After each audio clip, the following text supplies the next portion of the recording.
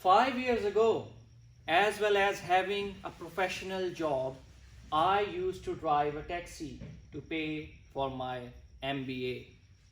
Being a taxi driver, I have learned how to read people, and I have seen the best and worst in them. It was a cold, drizzly Saturday night. I had been driving my taxi for 6 hours, and I was parked at the BP service station in Osman Park. I bought a coffee and I was having a break when an elderly lady approached me.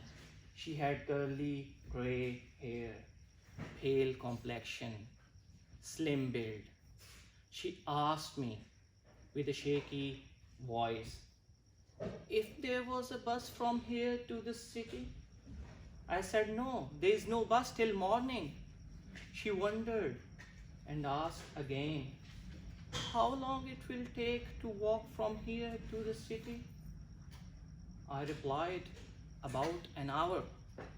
She seemed really disappointed and started walking. Seeing her displeasure, I told her that I am going to the city. I can drop you if you want. She replied with sparkling eyes, yes, that would be great.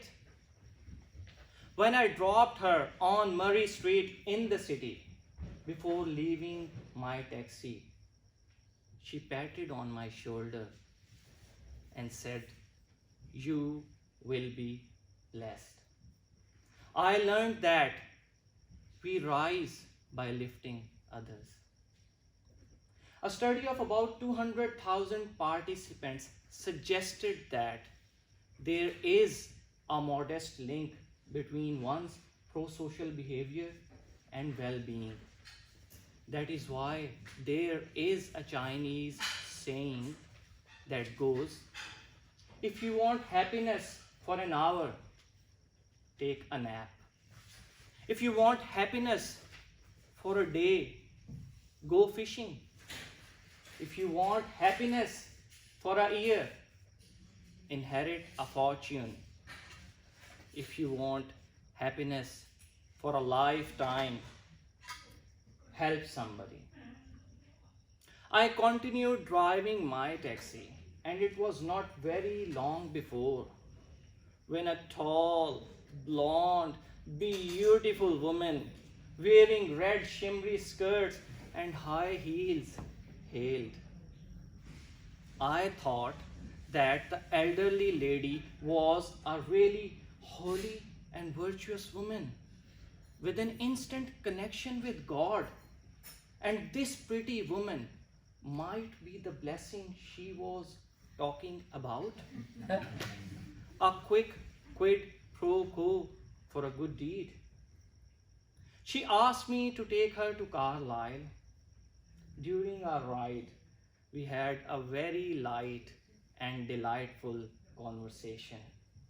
My conscience was shouting, you are blessed, you are blessed.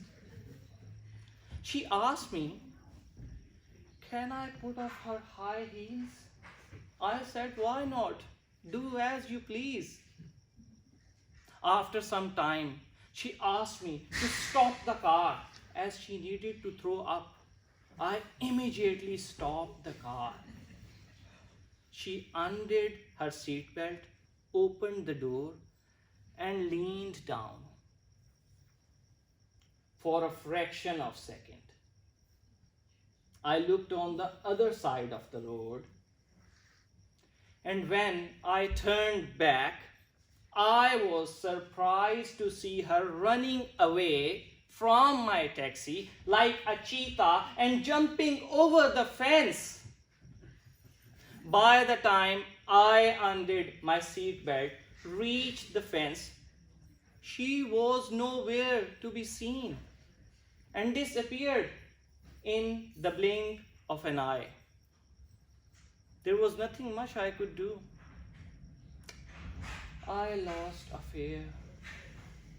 My father used to say to me in my teenage years, never let a fool kiss you, or a kiss fool you. In this sentence, both fools applied to me. Wrapping my head around this lesson, I went to the KFC on Great Eastern Highway for a dinner. I was having my dinner when I noticed a timid, middle-aged man wearing sloppy clothes approaching me with questioning eyes. He seemed like he was hungry. I asked him, "Do you mind if I buy you a meal?" He became joyous and asked, "Are you sure?" I replied, "Yes, I am sure. You can buy anything you want. Please order. I am standing right behind you." He ordered his meal and I stepped in to pay. When he had the meal in his hand, his face was beaming and he was over the moon.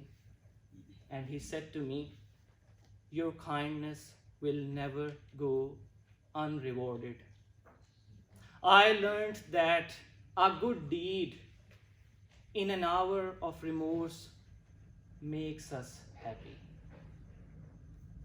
Things I learned being a taxi driver were: life is full of good and bad, ups and downs, where we have to adapt ourselves continuously to the situation. There is a purpose for everyone we meet. Good people give us hope, motivation, and happiness to keep up the good work. And bad people give us lessons and experiences. Nothing goes to waste on the journey of life. Both good and bad experiences shape our mind and heart for what is to come. Things I learned being a taxi driver were: the purpose of life is not to be happy, it is to be useful. It is to be honorable. It is to be compassionate, to have it make some difference that we have lived and lived well.